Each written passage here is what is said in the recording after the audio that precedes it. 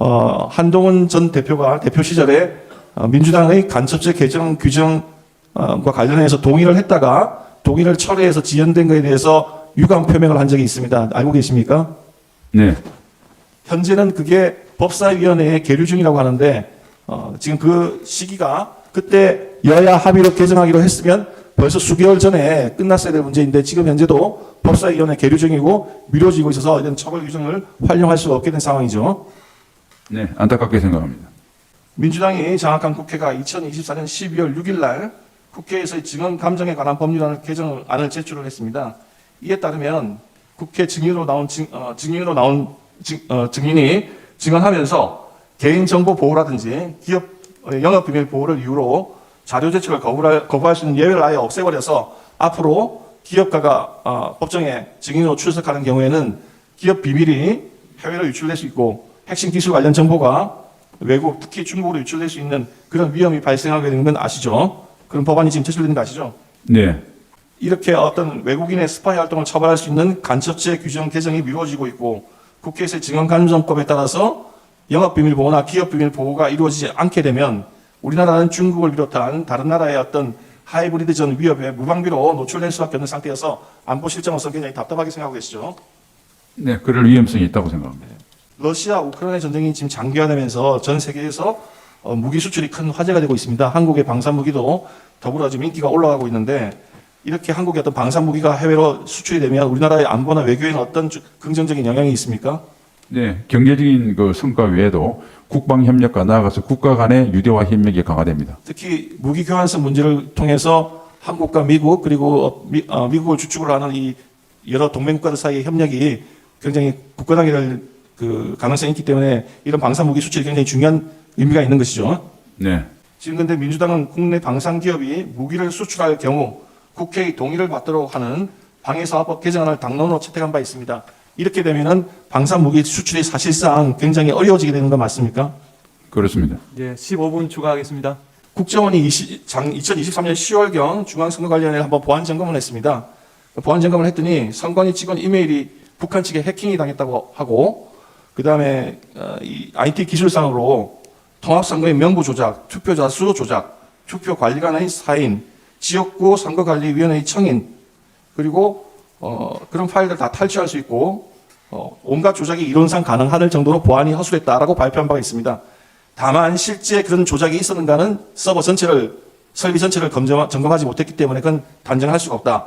근데 만약 이런 상태의 보안 상태라고 한다면 중국이나 또는 북한의 하이브리드전을 이용한 어떤 IT 기술을 이용해서 중앙선관위 서버를 해킹해서 선거에도 영향을 미칠 가능성은 이론적으로는 존재하는 것이죠. 뭐 해킹에 대한 대비책은 강할 필요가 있다고 생각합니다. 국정원 보안 점검 결과 기술적으로 이렇게 발표를 했는데 그렇다고 한다면 그런 위험성이 있어서 그 보안 기술을 더 강화해야 된다. 그 말씀이신 거죠? 증인은 2024년 3월 말에서 4월 초순경 삼청동 안가에서 윤석열 대통령이 마련한 만찬에 김용현 당시 경호처장, 조태현 국정원장, 여인영 방첩사령관과 함께 참석한 사실이 있으시죠? 네. 당시 만찬은 원래 대통령이 증인과 국정원장, 방첩사령관에 대하여 방첩 조직을 강화하고 국정원도 차분하게 일을 잘하고 있다는 등 격려하는 자리였지만 피청 부인이 시국에 관해 이야기하게 되었고 피청 부인은 그때까지 진행된 야당 관련 문제, 정치 상황 등에 대하여 울분을 토하셨죠.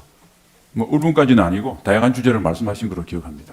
피청 부인은 굉장히 답답한 심정, 특히 의료 개혁과 관련하여 난항을 겪고 역풍이 이는 상황에 대하여 혼자서 1시간 가까이 길게 토로하였죠. 뭐 혼자서 길게라기보다 1시간 동안 주로 대화를 주도하셨고 저희들이 또 자유롭게 의견을 개진하는 그런 자리였습니다. 이런 과정에서 피청 부인은 정상적인 정치 상황으로 가기 굉장히 어려워졌다 언급하면서 비상한 조치를 해야 하지 않겠느냐라고 발언하였죠. 네, 정확한 워딩은 기억나지 않은데 그런 취지의 말씀이 있었던 것으로 기억합니다.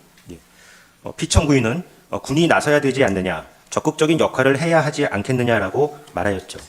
네, 그런 말씀을 했던 것이 아니고 저를 보고 말씀하셔서 제가 그렇게 느꼈던 것 같습니다.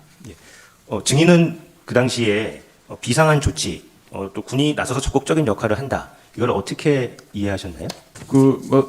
여러 가지 말씀 중에 지나가시는 말씀을 하셔서 그냥 말씀하시는 그 취지 그대로 받아들였습니다. 별도로 추가적인 생각은 안 했습니다. 그러니까 비상한 조치로 군이 나서서 적극적인 활동을 한다고 하면 그게 뭐 법률 개념으로 치자면 현행 법령상 어디에 해당하는 건가요? 법령보다는 과거의 경우로 볼 때 군이 좀 현실 정치에 이렇게 역할을 하는 것 정도로 저는 그 분위기로 이해를 했습니다. 결국 계엄이나 이런 비상계엄이나 이런 것까지 포함하는 군의 정치 개입으로 생각하셨단 말씀이신가요? 뭐 그런 개헌까지 생각은 못했고 어쨌든 어떤 경우든 저는 그 적절치 않다고 이렇게 제 의견을 피력한 적이 있습니다. 이에 대하여 증인은 제가 법은 잘 모르겠지만 역사적으로 볼 때나 당위성 면에서는 적절치 않다. 국민이 용납하지 않고 장병들은 국민과 생각을 100% 같이 간다. 그것은 현실성이 없다고 반대하셨죠. 네, 그 뭐 법적인 문제를 떠나서 그 어떤 어려움을 해결하는데 좋은 솔루션은 아니란 취지로 제가 진언을 드린 것으로 기억합니다.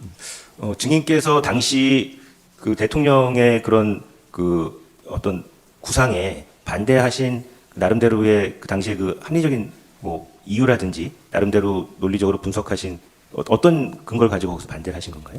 뭐 구상을 대통령께서 밝힌 거 그런 정도는 아니었고 그 대화를 하면서 지나가는 말투로 그런 비슷한 말씀을 하셔서 그냥 듣고 별다른 말씀 안 드리려고 하다가 아무래도 이제 저를 보고 말씀하셨기 때문에 저는 평소에 이제 제가 알고 있던 역사관 그리고 군나의 현실, 우리 국민의 정치 의식 등을 고려할 때 뭐 그러한 것들은 그렇게 썩 유용한 방법이 아니다 이렇게 말씀을 드렸습니다. 예.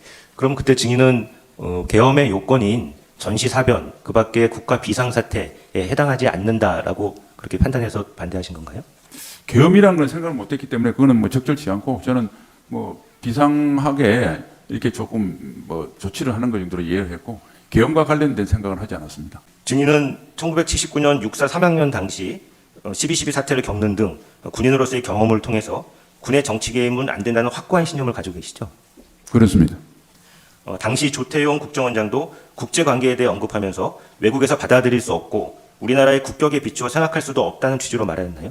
예, 다음은 아마 국정원장도 그런 취지로 말씀을 드린 거로 제가 기억하고 있습니다. 그 당시 같이 참석하셨던 김용현 경호처장과 여인영 방척사령관은 어떤 말을 하셨습니까?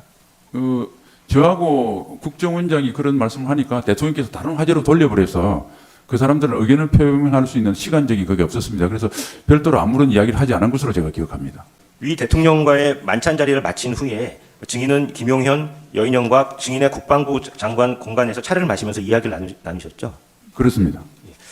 김용현 당시 경호처장은 증인의 육사 1년 후배일 뿐만 아니라 근무연도 상당히 깊어 오랫동안 형-동생 관계를 유지해온 그런 사이시죠? 근무연은 없었고요. 단 한 달 정도 제가 대령대 합참에 과장할 때 우리과의 파견 나와서 저를 일을 도와준 적은 있고 그 뒤로 같은 장소에서 같은 시간대 근무한 연은 전혀 없습니다. 단지 제가 수방사령관과 합참작전본부장을 인계를 한 그런 연은 있습니다. 그리고 이제 형 동생은 대개 뭐 국회에서도 국회의원들끼리도 그렇게 많이 하는데 저 육사 수루배끼리 형 동생은 좀 일반적으로 많이 호칭을 하기 때문에 굳이 꼭 특별한 관계 때문에 호칭하는 건 아니라는 말씀을 참고로 말씀드립니다. 증인은 당시 대통령이 아무리 취중이라도 저런 말을 하면 문제가 될 수 있겠다는 생각하에 김용현과 여인영에게 대통령이 왜 울분에 차서 화를 내시며 저런 말씀을 하시느냐라고 물으셨죠? 울분과 화는 거 잘못된 좀 제 생각과 다른 표현이었고요. 어쨌든 지나간 말씀이 있지만 혹시 다른 분들한테도 그런 말씀을 하시면 괜한 오해가 될 수 있겠다 싶어서 그 두 사람에게 특히 이제 대통령을 근접해서 모시는 김용현 그 경호처장에게 좀 유익 있게 그렇게 대통령 잘 모셔라. 그리고 대통령을 잘 모시는 길이 그런 말씀을 혹시라도 안 할 수 있도록 하는 것이 부하된 저희 도리다. 뭐 이런 취지로 이야기를 했던 것으로 기억합니다. 그러면서 증인은 국방부 장관으로서 대통령이 언급한 비상한 조치에 절대 반대한다. 반드시 증인의 뜻을 대통령께 전해달라고 말씀하셨죠? 네, 뭐 그런 뜻을 제가 저를 계기로 해서 대통령께서 그날 우리가 사실은 술을 겼더니 식사 자리였는데 혹시 그걸 그렇게 깊게 생각 안 하실 수도 있어서 제 핑계를 대서 한번 경호처장에게 대통령께 그렇게 말씀을 좀 전해달라는 뜻으로 그런 표현을 썼습니다. 그리고 김용현 경호처장에게 대통령이 말씀을 잘 듣는 사람한테 오늘 취중에 이런 얘기를 했다는 점을 전하고 다음부터는 대통령이 이런 말을 하지 않도록 하라고 당부하셨죠. 네, 사실은 저 같은 경우는 대통령님과 장관이 됐지만 별도로 시간을 가지고 온 적이 별로 없었던 상태였는데 그런데 이제 저한테 저런 말씀을 하시는 거 보고 다른 혹시 아주 가깝지 않은 사람들 이야기를 할까봐 아무래도 대통령 주변의 인간관계는 경호처장이 잘 아니까 대통령께 좀 말할 수 있는 분들을 한번 봐서 오늘 일을 좀 설명하면서 지나가는 말투였지만 한번 말씀드리기 좋겠다 그래서 제가 제안을 했습니다. 그랬더니 경호처장은 제 말에 100% 동감을 했고 그렇게 하겠다고 했습니다. 그 대통령께서 국정을 운영하려면 여러 가지 그 목소리를 많이 들어야 되는데 지금 증인께서 대통령이 말씀을 잘 듣는 사람한테 이 말씀을 전해달라고 할 때 보통 그 당시 증인은 어떤 분들을 머리에 좀 염두에 두고서 이런 말씀을 하셨나요? 제가 사실은 대통령님 주변의 개인적인 인간관계를 잘 몰라서 그냥 보도에 이렇게 보면 뭐 성함은 말씀드릴 수 없지만 여러분들이 대통령과 가깝다고 그래서 뭐 그런 원로들한테 이야기하면 되지 않겠느냐고 염두에 뒀는데 김영희 처장한테는 구체적인 사람이나 그런 걸 거명한 적은 없습니다. 혼자 그렇게 생각했습니다. 국방부 장관 교체 관련돼서 질문드리겠습니다. 2024년 8월 13일 증인은 국방부 장관에서 국가안보실장으로 임명되셨죠? 그렇습니다. 예, 그 1, 2주 전 대통령이 증인에게 갑자기 대통령 비서실 안보실장을 맡아주었으면 좋겠다는 이야기를 하셨습니까? 네, 대통령께서 말씀하시죠. 그때 대통령은 전략과제인 원전 방산 등을 유치하기 위하여는 적극적인 경제 외교가 필요한데 국방부 장관이 해외로 나갈 수 없고 안보실장도 나가기 어려우니 영어를 잘하는 당시 국가안보실장 장호진을 외교안보특보로 임명하여 그 임무를 맡기고 증인이 안보실장을 맡아달라는 취지로 말씀하셨죠. 네, 특히 하나 더 보태면 이때까지 안보실장 세 분이 다 외교 전문가였습니다. 그런데 그때 다시 국방 전문가가 맡아서 러북 간의 군사 밀착도 있고 그다음에 미국의 대선 결과에 따라서 특히 안보 중에서도 국방 정책이 변화가 많을 것 같으니까 좀 장관을 마친 중량급이 된 인사가 무게를 가지고 국방 위주로 좀 국방을 좀 중심을 둔 이런 안보 정책을 펴달라 이런 말씀도 있었습니다. 이때 이에 증인은 군 출신인 증인 자신은 국방부 장관은 잘할 수 있는데 안보실장은 외교도 잘 해야 하니 자신이 없다라는 취지로 답하였고 이에 대해 대통령은 김태효 안보실 1차장이 외교를 잘 맡고 있으니 괜찮다고 말씀하셨죠. 그 김태호 차장을 언급했는지는 제가 기억이 지금 없습니다. 뭐 조선이 어떻게 나는지 모르겠는데, 그는 어쨌든 여러 사람 조직을 활용하면 부족한 부분을 채울 수 있으니까 안보실장은 전문적인 지식도 중요하지만 리더십이다. 그리고 여태껏은 장관을 하지 않은 사람들이 세 명이 했는데 아무래도 외교안보실을 총괄하려고 그러면 장관을 마친 특히 국방장관을 마친 사람이 좋겠다 이런 취지로 저한테 말씀을 하셨습니다. 그 후 얼마 지나지 않은 2024년 8월 12일 아침 피청구인은 체코 원전 수주 관계로 좀 빨리 오늘부로 국가안보실장을 교체해야겠다고 하면서 증인에게 안보실장을 맡아달라고 다시 말하였고 증인은 대통령이 두 번째로 말씀하시고 국가적 사안이라 생각하여 수락하셨죠. 그렇습니다. 바로 2, 3일 후에 장호진 특보가 제이크 셜리번 미 안보보장을 만나기 위해서 출국이 예정되어 있어서 대통령께서 급하게 일정을 정하신 것으로 이렇게 들었습니다. 증인이 국방부 장관에서 국가안보실장으로 임명되는 2024년 8월 무렵 국군 정보사령부 내에 정보사령관 문상호와 여단장 박민우 사이에 갈등이 불거져서 상호 폭행과 항명으로 맞고소하는 상황이 발생하였고 또 한편 정보사 블랙 요원 명단이 유출되는 중대한 보안 사고가 발생하기도 하였죠. 그렇습니다. 그래서 증인은 이러한 사태에 대한 책임을 물어 문상호 정보사령관을 보직해임하고 교체하는 방안을 당시 여인형 국방부 인사기획관과 원천희 정보본부장에게 지시한 상태셨죠. 네, 박민우 여단장은 먼저 직무 배제를 했고요. 그러나 이제 정보사령관까지 갑자기 동시에 하면 좀 혼란이 있다는 참모들이 건의가 있어서 그때 제가 계속 있었으면 9월 중순경에 장군 인사를 하려고 했는데 그때 교체하려고 제가 준비를 했습니다. 그런데 2024년 9월 6일자로 김영현 장관이 취임하면서 문상호 정보사령관에 대하여 현 보직 유지를 지시하였죠. 그거는 전혀 몰랐고 이번 비상계엄 사태 이후에 보도를 통해서 알았습니다. 그리하여 결국 이번 비상계엄 사태에서 문상호 정보사령관이 노상원 전 정보사령관 등과 함께 제2합동수사본부 불법 구성, 선관위 침탈 등의 행위를 주도하는 결과가 되고 말았죠. 그건 뭐 수사와 재판을 통해서 확정될 사항이라 제가 답변드릴 사항은 아닌 것 같습니다.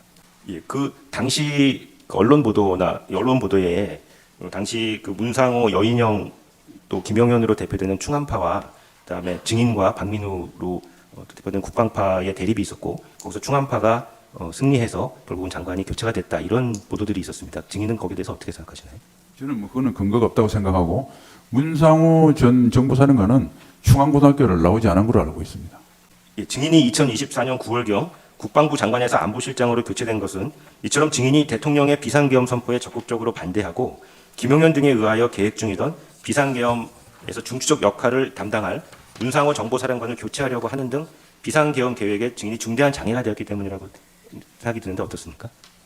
뭐 인사권자인 대통령께서 판단하신 사항이긴 하지만 제가 느끼기에 계엄에 뭐 반대를 그렇게 했던 아까 만찬 분위기를 말씀드렸는데 지나가는 말투였고 그 뒤로 한 번도 계엄에 관련된 저한테 하문하신 적도 없고 그런 말 들어본 적도 없습니다. 그리고 교체했던 것은 대통령께서 아까 청구인께서 말씀하신 그런 이유로 저에게 교체 이유를 설명을 하셨고 또 그것을 브리핑했기 때문에 저는 일부 언론 보도에서 제기한 것은 사실이 아니라고 보고 대통령께서 말씀하신 것이 사실에 가깝다고 생각합니다. 대통령실 국가안보실장은 군과 국방부를 담당하고 계시죠? 그렇습니다. 그러면 전시사변이나 국가 비상사태에 따른 합법적인 계엄 선포 시에는 군과 국방부의 보고를 받고 또 참모로서 대통령께 조언을 드리는 역할을 하게 되죠. 그 계엄과 관련돼서 저희 국가안보실에 어떤 매뉴얼이나 과업은 없습니다. 그렇기 때문에 그것은 이제 만일 그게 계엄 상황이 계속 길게 됐으면 무엇인가 과업이 있을 걸 생각하는데 워낙 짧게 끝나서 별다른 과업 지시나 과업 연출을 하지 못했습니다. 이번 이렇게 짧게 끝난 계엄을 말씀드리는 게 아니라 일반적인 전시 사변하에 그 합법적인 계엄이라고 한다면 당연히 군과 국방부가 국가안보실장을 통해서 대통령께 보고드리고 또 안보실장이 대통령의 최측근 참모로서 대통령께 조언을 드리고 의견을 드리고 하는 것이 정상적인 것이 맞죠? 아닙니다. 계엄사무부는 계엄사령관으로 임명된 사성 장군이 국방부 장관을 통해서 대통령께 보고하는 구조고 저희한테 중간에 보고하는 경우는 없고 혹시 대통령께서 저에게 하문하셔서 챙겨보라고 하는 과업 지시가 있으면 챙기게 될 겁니다. 그래서 우리 안보실에는 계엄과 관련된 어떤 사업 사무 분장이 없습니다. 2024년 12월 3일 회의에 관련돼서 질문드리겠습니다. 증인은 2024년 12월 3일 밤 성북동 안보실장 공간에서 휴식을 취하고 있었는데 21시 19분경 증인의 보좌관인 양원석으로부터 대통령 부속실에서 대통령이 수석비서관 이상 회의를 소집했다는 말을 듣고 21시 40분경 용산 대통령실로 출발하셨죠. 네. 사실 이 무렵 외교 현안으로 피청구인이 트럼프 미 대통령 당선자를 방문하는 숭반 날짜를 논의하는 중이었기 때문에 증인은 이 문제로 회의가 소집되는 것인가 추측하여 보기도 했죠. 그렇습니다. 또 용산으로 향하는 승용차 안에서 기자들 사이에 밤 10시에 대통령이 긴급 재정 경제 명령을 발표할 것이라는 소문이 돈다는 이야기를 듣기도 하셨죠. 네, 국방부 대변인실에 어떤 기자 한 명이 그런 카톡으로 저에게 보냈습니다. 증인은 22시 1 내지 2분경 용산 대통령실에 도착하여 5층 대기실은 대통령 직무실 옆에 대접견실의 별실로 이렇게 알려져 있는데요. 대기실로 안내되었고 당시 그곳에는 김태효 1차장, 이도훈 홍보수석, 김주현 민정수석, 홍철호 정무수석 등이 대기하고 있었죠.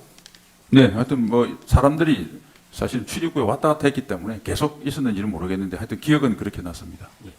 어느 정도 대기하는 시간이 흐른 후에 대통령 집무실로 가보자는 누군가의 제안에 따라서 대통령 집무실로 들어가 보니 정진석 비서실장 혼자 망연자실한 표정으로 앉아 있었고 무슨 일이냐고 증인이 물으니 대통령께서 비상계엄을 선포하려 한다는 말과 함께 대통령이 현재 대접견실에서 국무회의를 하고 있다는 답변을 들으셨죠? 네. 그때 갑자기 대통령이 대접견실에서 복도로 나왔다는 말이 어디선가 나와 증인은 비서실장 등과 함께 집무실에서 복도로 나와 비서실장은 대통령에게 대통령님 그것은 절대 안 됩니다 라고 하였고 증인도 무슨 비상계엄입니까? 라고 말하셨죠. 그런 취지로 말씀했고 몇몇 수석들도 따라가면서 비슷한 취지로 말씀한 것 같습니다. 증인이 그때 무슨 비상계엄입니까? 라고 비상계엄 선포에 반대하신 이유는 무엇인가요? 그때는 무슨 논리를 생각할 때가 아니고 바로 직전에 1, 2분 전에 비서장한테 들었기 때문에 일단은 비상계엄을 선포하는 것이 적절한 선택이 아니다 이런 생각을 본능적으로 했습니다. 증인은 그때 비상계엄의 요건인 전시 사변, 기타 국가 비상사태에 해당하지 않는다고 생각하셨습니까?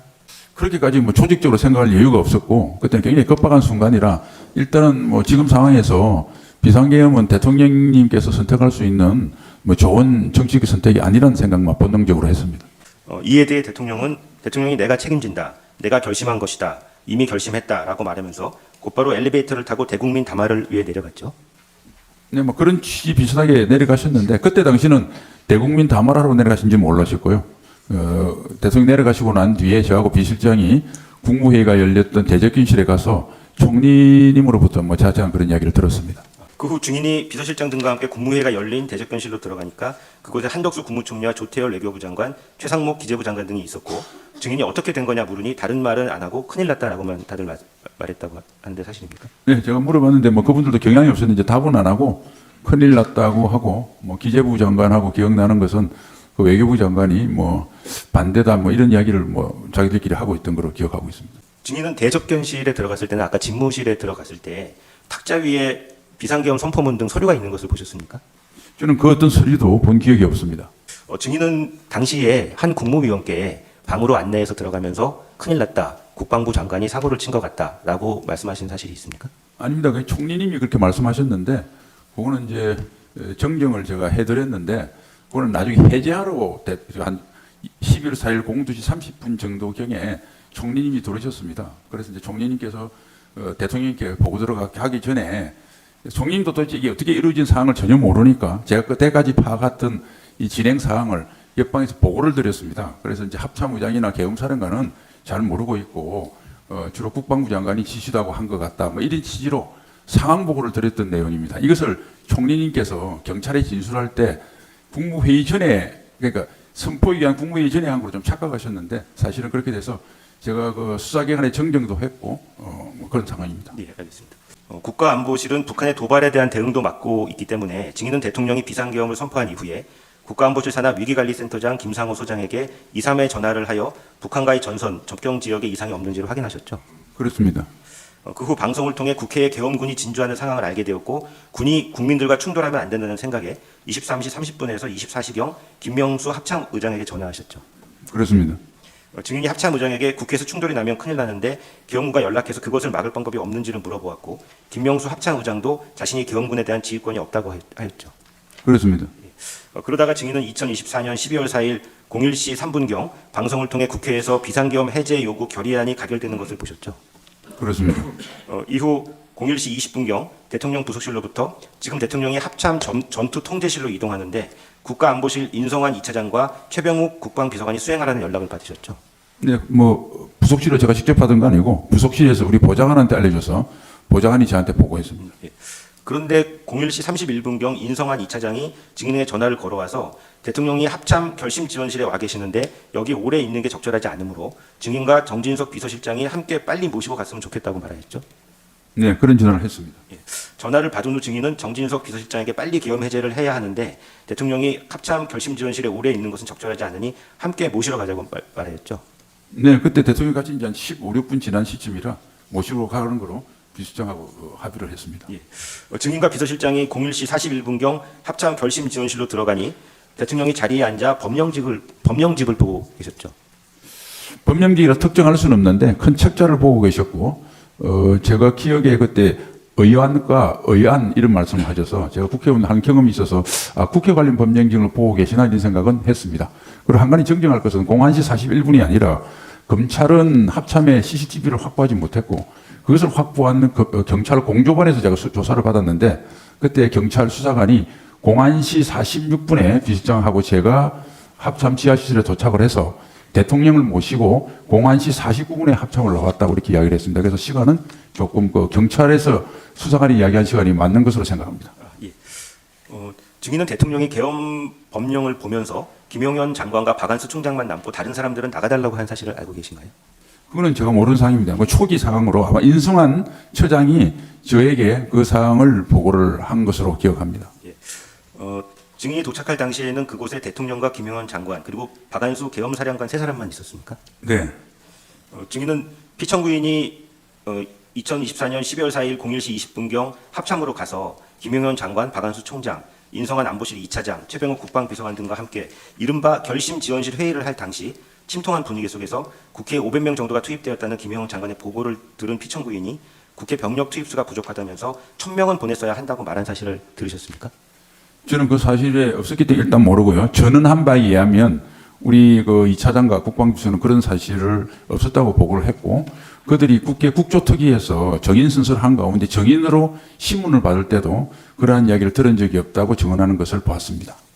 증인은 처음에는 대통령이 비상계엄이 해제됨에 따라서 장성들을 격려하기 위해 합참으로 간 것으로 생각하였는데 대통령이 계엄 해제를 빨리 하는 것이 무엇보다도 급선무인데도 10여 분이 지나도 합참을 나가지 않고 그곳에 머무르고 있어서 오해를 받을 수도 있다고 생각하였고 계엄 해제를 빨리 해야 불상사가 없을 것이라고 생각하였습니까? 네, 뭐 제가 그 계엄 상황을 잘 모르는 상태에서 TV를 보니까 시민들하고 또 뭐 국회 인원들하고 막 섞여 있는 것 같아서 빨리 계엄 해제를 하고 병력을 철수시켜야 혹시 뭐 이상한 우발 사태가 안 나도록 해서 관심이 거기에 있어서 대통령께 빨리 해제 건의를 해야 되겠다 생각을 했습니다. 계엄이 해제 요구안이 가결된 이후에 대통령이 그 합참 결심지원실에 상당 기간 머무르면서 육군 참모총장, 계엄사령관 그리고 국방부 장관 세 사람만 남아서 그 협의를 진행하는 과정에서 증인은 제2계엄 등 또는 계엄 해제를 거부하는 그런 사태 등에 대해서 우려를 하셨습니까? 그건 전혀 우려를 안 했고 실제로 공안시 한 55분 정도경에 대통령을 모시고 우리 청사로 와서 집무실로 저하고 비서장이 바로 따라 들어갔습니다. 비서장께서 대통령이 빨리 해제하시죠. 그러니까 대통령이 그럽시다라고 바로 승인하셨기 때문에 그래봐야 합참에 있는 시간하고 1, 20분 사이인데 대통령이 제2계엄을 생각하고 있었던 건 아니라고 저 나름대로 확신합니다. 13항에 나항 묻겠습니다. 증인은 아까 말씀드린 대로 대통령이 집무실로 돌아온 다음에 김주현 민정수석이 계엄해제 절차에 관해 법적 검토를 보고하면서 지체 없이라는 문구를 강조하여 빨리 계엄해제를 해야 한다고 하는 것을 들으셨죠? 네. 그러니까 그때 대통령께 이제 계엄 해제와 관련돼서 의사소통은 저하고 비서실장이 했고 또 민정수석도 왔고 나중에 온 국무총리는 해제 건의보다는 해제를 위한 국무회의를 개의하겠다고 하니까 대통령이 승인하셨거든요. 그래서 대통령이 한 세 갈래를 보고를 받았는데 그때마다 바로 해제하자고 말씀하셨습니다. 14항 묻겠습니다. 증인은 대통령이 왜 이렇게 비현실적인 조치를 했을까라는 의문이 들고 또 국정 운영의 해법을 계엄과 군투입으로 했다는 점에 대해서 이해하지 않고 동의하지 않으시죠? 예, 요거 제 주관적인 평가는 말씀드리지 않겠습니다. 지금 피청구인은 거대 야당의 폭주에 대하여 국민에게 경종을 울리기 위해서 계엄을 선포했다라는 그런 변론을 하고 있습니다. 증인이 생각할 땐 그 국민에게 경종을 울리기 위해서 비상계엄 선포하는 것이 가능하다고 생각하시나요? 뭐 그 당시에는 제가 상황을 잘 판단을 못했는데 그 뒤로 쭉 진행한 계엄이 그렇게 짧은 것들 그다음 기타 여러 가지 대통령 말씀으로 볼 때 충분히 그럴 가능성이 높다고 저는 생각합니다. 임갑근 변호사입니다. 청문회 주신문 관련해서 두 가지만 여쭤보겠습니다. 증인께서 정진석 실장에게 갔을 때 정진석 실장이 대통령께서 국무회의를 하고 계시다 하는 말을 들었다고 하는데 그 말이 맞습니까? 국무회의를 하고 계시다. 아까 답변에 그런 말씀을 하셨는데 정진석 실장이 정진석 실장이 이제 대통령께 복귀해서 해제 건의를 하자. 아니 그때 말고 증인께서 대회실로 가니까 정진석 실장이 계셨고 대통령 어디 계시냐고 하니까 국무회의를 하고 계시다 이렇게 말씀을 하셨다. 네, 맞습니다. 국무회의를 하고 계시다는 말을 분명히 하셨죠. 네, 네. 그리고 아까 청구인 측에서 계엄법령을 보고 계시면서라는 표현을 썼습니다. 근데 증인께서는 의안 이런 표현을 쓴 걸로 봐서 국회법령을 보고 계신 것으로 알았다 이렇게 답변하셨는데 맞죠? 네, 그 계엄법령 관련해 초창기에 인성한 차장이 그렇게 뭐 좀 느낌으로 들었다는 거고 저는 국회급을 보고 계신 거로 이렇게 인식했습니다. 그 당시 본회의장 상황이 중계된 것을 보면 의원들은 빨리 이제 해제 의결을 하자고 요구를 하고 있고 의원식 그 의장은 법적 절차를 지켜야 된다고 하는 그런 약간의 소란스러운 상황이 있었습니다. 대통령께서는 그 장면을 보시고 이 법적 의안 처리가 어떻게 되는지를 좀 확인하기 위해서 법령을 보셨다고 합니다. 그 내용은 잘 모르시죠?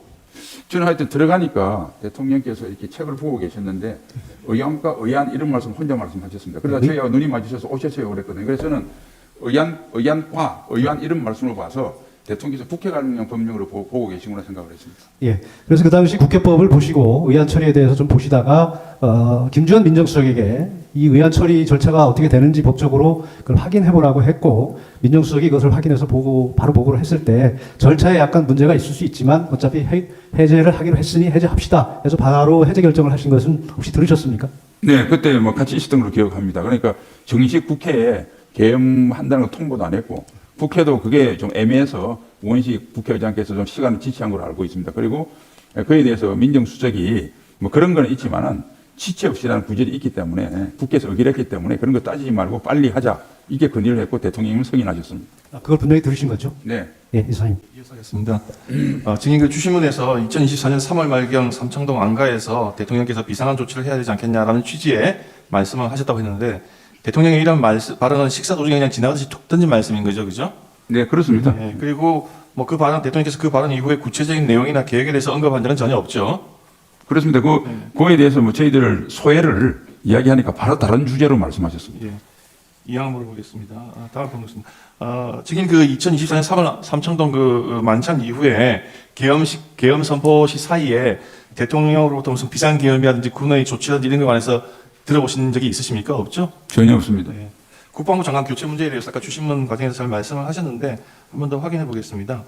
증인은 그 2024년 8월 13일 안보실장으로 임명된 후에 짧은 기간 동안 국방부 장관 겸임을 했고 2024년 9월 6일 날 김용현 신임 국방부 장관이 취임해서 이제 국방부 장관 업무를 인계한 이후에는 안보실장 업무에 전념했으므로 국방부 장성들의 인사, 특히 뭐 진급 인사도 아니고 보직 변경 인사 이런 거에 대해서는 증인은 관심도 없었고 그럴 시간적인 여유도 없었죠. 그렇습니다. 예. 그리고 그 증인께서 국방부 장관에서 안보실장으로 교체 임명된 것은 그 경위가 아까 주신문 과정에서도 말씀하셨지만 대통령께서 외국을 가보니 한국의 방산 무기에 대해서 굉장히 관심이 많고 또 우리나라는 에너지 확보하는 것이 굉장히 중요하니까 대통령을 대신해서 외국 방문을 할 특보가 필요하다. 그래서 영어를 잘하는 국가안보실장 장호진을 외교특보로 임명하면서 이렇게 자연스럽게 이루어진 것이죠. 네, 뭐 방산뿐만 아니라 원전 그리고 HBM 같은 고사양 반도체 같은 국가 전략 산업에 대해서 그것들을 미국은 또 안보라고 보고 있기 때문에 그것을 집중 다루기 위한 그 리베로가 필요하다는 게 대통령님 생각으로 알고 있습니다. 그런데 주신문 과정에서 마치 이러한 인사를 대통령께서 비상계엄을 선포하기 위한 포석인 것처럼 이렇게 보도하는 것은 사실관계도 전혀 맞지도 않고 또 나라와 국민을 위해서 인사를 단행했던 대통령의 진위를 왜곡한 것이라고 생각하십니까? 저는 뭐 대통령 그게 진위가 왜곡됐다고 생각합니다.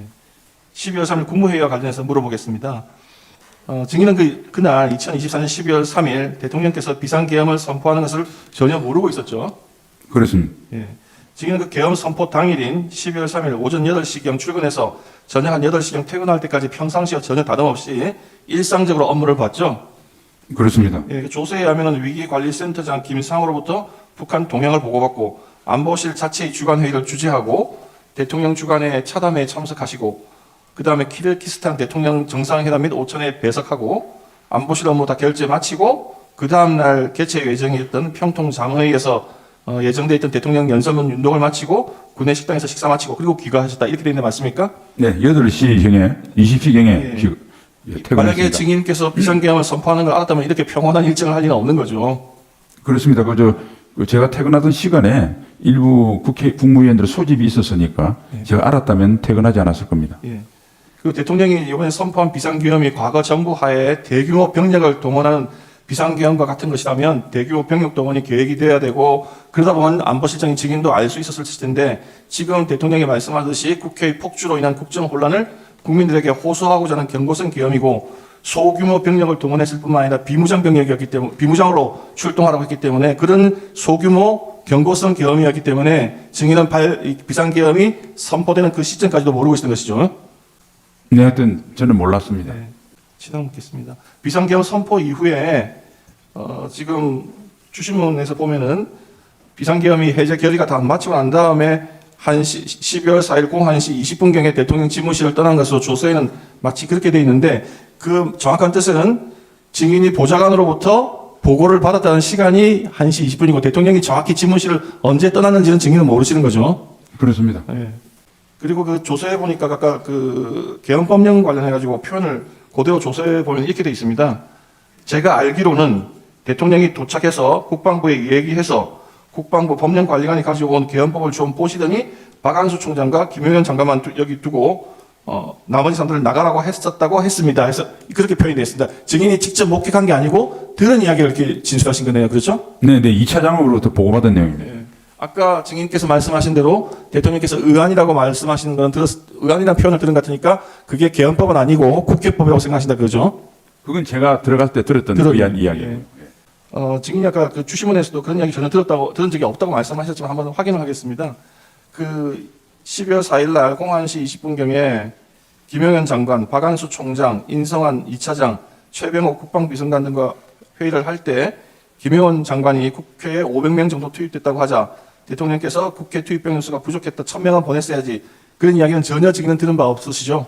예, 그게 사실은 뭐 신문에 나서 네. 제가 두 사람을 불러서 물어봤습니다. 이때까지 그런 보고를 나한테 한 적이 없던데 들은 적이 있느냐 하니까 들은 적이 없다고 했습니다. 예, 그리고 국회에 지금 그 출동해서 경내에 들어가는 인원들은 다 합쳐봐야 국회 내부로 들어가는 거는 한 14명, 경내 그 안에 들어가는 사람들은 다 합쳐봐야 한 90명 정도, 70명에서 90명, 그 정도밖에 안 되는 것이죠. 그런 이야기는 아십니까? 그건 사실은 보도를 통해서 제가 알았습니다.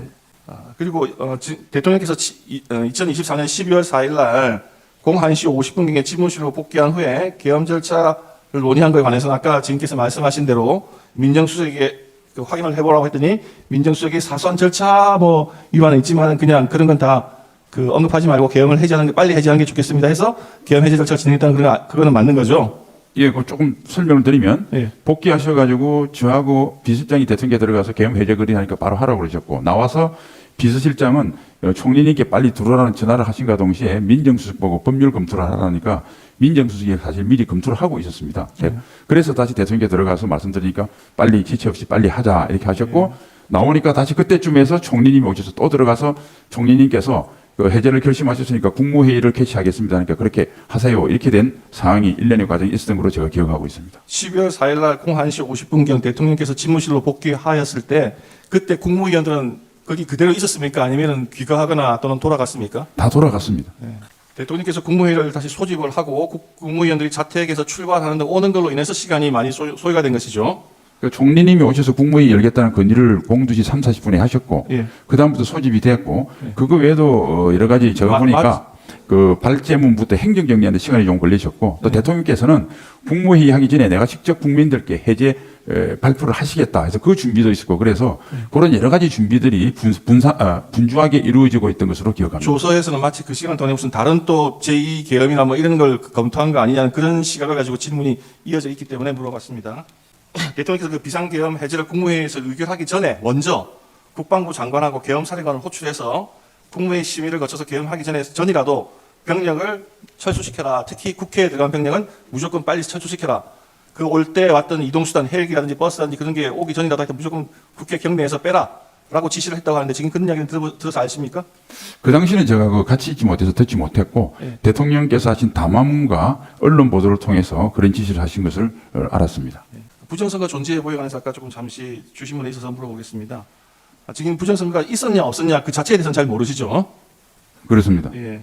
그런데 선관위가 선거 관리를 맡은 헌법기관으로서 국민들이 의혹이 있다고 하는 상황에 대해서 압수수색 영장 받아오면 서버 포렌식하게 해줄게 이런 식으로 발언할 것이 아니라 먼저 스스로 서버 감정이든지 무슨 절차든지 다 해서 국민적인 의혹을 다 털고 가는 것이 그게 헌법기관으로서 마땅한 자세라고 생각하십니까? 네, 뭐 사실 여부와 관계없이 국민들의 다수가 어떤 의혹을 가지고 있다면 관련 기관들이 협업해서 그 의혹을 해소시키는 것이 공직의 도리라고 생각합니다. 그럼 피청구인이 2024년 12월 3일 비상계엄 선포하면서 담화문에서 야당이 군 초급 간부 봉급과 수당 인상, 당직 근무부 인상 등 군 간부 처우 개선비조차 제동을 걸었다. 이러한 예산 폭군은 한마디로 대한민국 국가재정을 농락하는 것이다. 라고 하면서 비상계엄을 선포하셨는데요.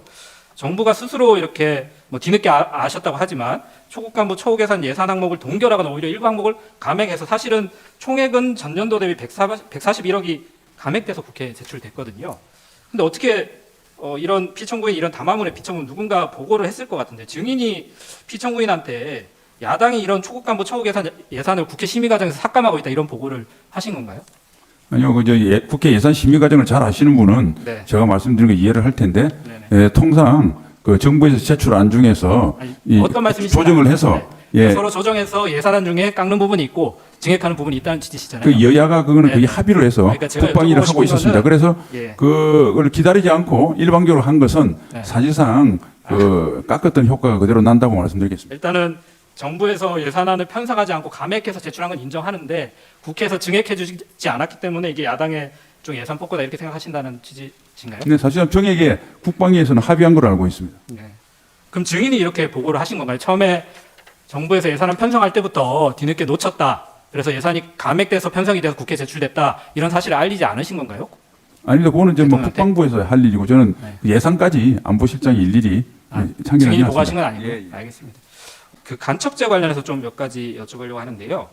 피청구인이 이제 비상계엄 선포 후에 12월 12일 담화문에서 현행 법률로는 외국인의 간첩 행위를 간첩죄로 처벌할 길이 없습니다. 이러한 상황을 막기 위해서 형법에 간첩죄 조항을 수정하려 했지만 거대 야당이 완강히 가로막고 있습니다. 그래서 이를 거대 야당의 반국가적 폐악, 야당을 반국가 세력 이렇게 지칭한 사실은 알고 계신가요? 네, 담화문 내용은 네, 알고 있습니다. 계시죠? 근데 형법 제98조의 간첩죄 적용 범위를 적국에서 외국 그리고 외국인 단체 등을 확대하는 개정 법률안을 여당뿐 아니라 야당 의원들도 발의한 사실 알고 계신가요? 네, 최초에 그렇게 발의한 걸 알고 있습니다. 여러분이 좀 발의를 하셨는데요. 간첩죄 개정이 일단은 없더라도 현행 군사기밀보호법에서 군사기밀 탐지 수집한 자는 10년 이하의 징역, 누설은 1년 이상의 유기징역, 그리고 외국 또는 외국인을 위해서 이런 죄를 저지른 사람한테는 2분의 1까지 가중처벌하도록 규정되어 있는 건 아시죠? 네. 네. 산업기밀을 외국에 유출한 경우에도 산업기술의 유출 방지 및 보호에 관한 법률에 따라서 처벌이 가능한 것도 아시죠? 네. 다만 이제 간첩죄가 형량이 좀 낮다. 그리고 뭐 이런 부분 때문에 2024년 11월 13일 법사위 소위원회에서 여야가 간첩죄 관련 형법 개정안 15건을 각 발의했는데 그 발의된 법안들에 대해서 간첩죄 적용 범위를 외국으로 확대하는 거에는 이견이 없지만 국가기밀이나 군사기밀 개념 등 세부 내용이 좀 조정이 필요하다. 그래서 15개 법안을 하나의 법안으로 통합해서 대안으로 이렇게 만들자고 합의됐던 것도 혹시 아시나요? 뭐 법사위에서 그런 논의가 있었던 걸로 들었습니다. 예. 그래서 법사위 전체 회의에서 공청회를 열어서 이렇게 이제 좀 15개 법안을 합쳐 나가자 이렇게 논의가 11월에 되고 있는 상황이었는데요. 비상계엄으로 좀 후속 절차가 진행되지 못한 것도 혹시 아시나요? 뭐 그 관계까지는 모르고 있는데 네. 어쨌든 네. 이러한 것들이 빨리 법적인 제도가 보완됐으면 네, 좋겠습니다. 그래서 그런 이제 어쨌든 빨리 하자는 말씀엔 뭐 동의를 다들 하실 것 같은데 11월까지 법사위에서 여야 간에 합의가 돼서 이렇게 간첩죄를 공청회를 통해서 하나의 법안으로 합쳐서 개정하자라고 하는 부분이 합의가 된 상황이었는데 이런 국회 논의 경과를 봤을 때 형법상의 간첩죄 외국인의 간첩 행위를 포함시키는 개정을 뭐 거대 야당이 완강히 가로막고 있다. 이게 야당의 폭거다. 이렇게 보는 건 좀 사실이 아니라고 볼 수 있죠. 거기에 대해서는 제가 정확하게 알지 못하기 때문에 아니 뭐 평가하지 말씀드렸던 않겠습니다. 법사위 논의 과정에 대해서는 들어서 알고 계시다고 하니까 여쭤본 겁니다. 그러면 증인이 이런 국회 논의 경과를 피청구인한테 보고한 사실이 있으신가요? 네. 간첩죄 조항에 대해서 여야가 좀 합의가 돼 있는 상태다. 공청회를 그거는 열려고 뭐 한다. 구체적으로 보여드린 사항이 없습니다. 그러면 피청구인은 누구한테 이런 정보를 받아서 야당이 간첩죄 조항 개정을 반대하는 반국가 행위 하고 있다. 이렇게 인식을 한 상태에서 담화를 하시고 비상계엄 선포도 하셨을까요? 누가 이런 내용을 그건 보고하시나요? 뭐 제 개인적인 주관적인 평가를 말씀드리지 않겠습니다. 아니 그런 게 아니고 누가 이런 내용을 여야 간에 진행되는 상황을 보고하시는지 여쭤보는 거예요. 대통령실 보도 일반 보도도 좀 많이 됐고 네. 만일 그 법에 관련되기 때문에 했으면 법률 담당하는 뭐 민정수석이나 법률비서관 또는 네. 간첩죄에 해당되는 국정원 뭐 이런 쪽에서 보고했지 않겠는가 뭐 생각을 합니다. 업무 소관상. 그러니까 국회에서 개엄 해제되고 난 뒤에 인성환 2차장 연락 받고 그 결심 지원실에 있는 대통령 모시러 가셨다 그랬잖아요. 네. 예. 그때 인성환 2차장도 그런 생각을 한 것 같고 증인도 여기 오래 머무는 거는 오해의 소지도 있는 것 같다 이런 얘기로 말씀하셨어요. 어떤 오해의 소지가 있습니까? 그 시점에 대통령이 거기 있는 거에. 대통령께서 국회에서 한 공안시 1분인가 2분인가 했는데 네. 전화했을 시기가 한 공안시 31분이니까 네. 30분이 지났기 때문에 좀 빨리 오셔서 해야지 혹시 시간이 길어지면 그 대통령 쪽과 다른 이런 알겠습니다. 논란이 있을 수도 있겠다 이런. 네네. 네. 아까 거기서 대통령이 보고 있던 법령집 같은 게 뭐 개헌법이든 국회법이든 대통령이 법령집 보러 그 지휘통제실까지 내려가지는 않았겠죠. 이런 법령집은 대통령 집무실에도 당연히 있을 거 아닙니까? 그런 개인적인 제가 그 평가는 하지 않겠습니다. 네, 알겠습니다. 증인 뭐 국방부 장관일 때는 물론이고 안보실장으로 자리 옮기고 나서도 국무회의 자주 참석하셨죠. 네, 국방부 장관 때는 뭐 다 참석했고 그다음에 안보실장은 대통령께서 대통령이 주관하신 주재할 때. 회의만 배석했습니다. 대통령이 주재할 때 국무회의 오프닝 멘트, 클로징 멘트 대통령 직접 하시죠. 그렇습니다. 네, 보통 오프닝 멘트는 뭐 공개형으로 한다 그러고 클로징 멘트는 비공개형으로 한다 그러는데 작년 4월 총선 끝나고 그때 국무회의 뭐 클로징 멘트나 이런 기회에 대통령이 이 총선 결과를 어떻게 받아들였는지 멘트 들은 게 기억이 나십니까? 저는 뭐 기억이 안 나고 그다음에 국무회의 때는 대통령께서는 정치 국무회의 상황에 자리가 대해서는 아니더라도, 네, 별도 그런 자리가 아니더라도 총선 결과에 대해서 대통령이 어떻게 받아들였는지 뭐 들은 기억이 있습니다. 뭐 어떤 말씀하신 구체적인 기억이 없습니다. 그때 언론에서는 대부분 여당이 참패한 가장 큰 원인이 대통령 책임으로 돌리고 있었거든요. 그건 기억나시죠? 그런 보도가 일부 있지만 또 다른 보도가 있었던 걸로 알고 있습니다. 네, 알겠습니다. 그 대통령이 주재하는 국무회의가 5층 그 대접견실에서 열린 적이 있습니까? 거기에서 열린 적은 없는 것으로 기억합니다. 없는 것 같죠. 아까 저 피천구인 신문 중에 초급 간부들 군 이탈 숫자가 점점 늘어나고 있다, 뭐 이런 얘기에 관련하셨는데, 이게 공교롭게도 오늘 아침에도 제가 본 기사 중에 최근 계엄 사태 이후에 초급 간부들, 부사관들이 뭐 수십 명 전역 신청을 했다고 그래요. 근데 그 기사에 보면 주로 이번 계엄에 동원됐던 그 군인들이 속해 있는 사령부 소속 부사관들이라고 합니다. 이 초급 간부들이 떠나는 이유가 여러 가지가 있겠지만, 저는 처우 개선도 처우 개선이지만 이 사람들 이 나라와 국민을 지킨다는 자긍심, 사기 이런 부분도 굉장히 큰 요인이 된다고 생각하거든요. 동의하십니까? 네, 사기 뭐 자긍심 당연히 되고 예, 단지 그런데 계엄과의 인과관계에 대해서는 저희가 제가 파악한 바 없습니다. 이 심판정에서 국민들과 함께 본 상관들 중에는 군 통수권자를 포함해서 두 부류의 상관들이 있었어요. 한 부류는 자기도 상부에서 받아서 지시를 전달했지만 이 부하들이 다치게 하고 싶지 않아서 진실을 밝히려는 분이 있었고, 또 다른 분들은 자기가 지금 받게 될 형사재판 때문에 발언을 못하겠다고 한 사람들도 있었습니다. 이런 사람들이 상관으로 있으면 그 밑에 있는 뭐 초급 간부든 어느 군인이든 자긍심을 가지고 군인으로 복무할 수 있겠습니까? 객관적인 사실이 아닌 개인이 주관적인 평가나 소외를 묻는 것은 적절하지 않다고 생각하고 답변하지 않겠습니다. 이상입니다.